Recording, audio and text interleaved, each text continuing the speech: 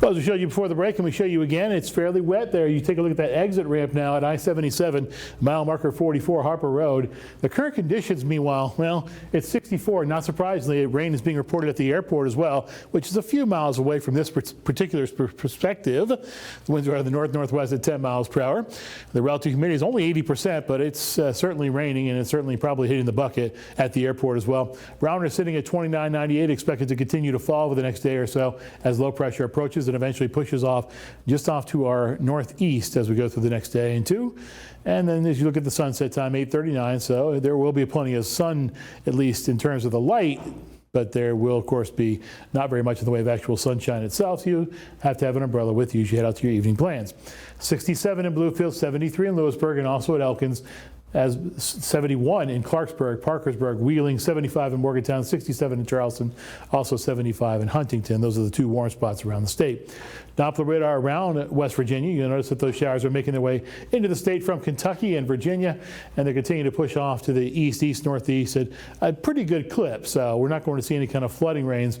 All we'll see is the usual issues when you have some decent rain in a fairly short amount of time. It's ponding of water on the roads and some standing water in some of the low-lying spots. You can also see there are some heavier showers at times making their way through our neck of the woods, and they will continue to do so as we go through the remaining few hours of daylight and then into the day tomorrow. Showers and thunderstorms are much stronger as you head off to the southeast of us, and that's of course into the Carolinas along I-77 all the way down to Columbia. It should be a pretty wet go, and then also if you're heading east along I-95 from South Carolina into North Carolina and eventually Virginia.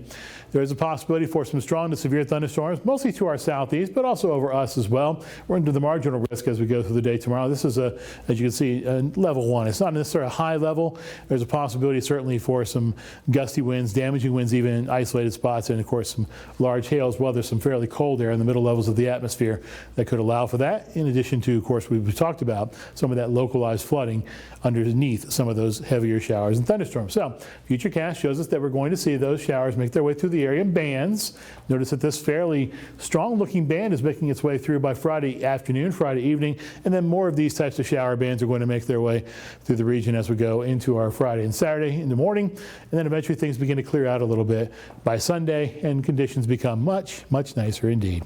This is what we talked about there: large hail, high winds, flooding. The tornado threat is basically nil for this time as we go from Friday afternoon through Friday night. Aches and Pains forecast sponsored by ARH. There are some aches and pains to deal with that low pressure center that makes its way through the region. Then the pressures are on the rise, and so are the temperatures as we look at our 7-day forecast.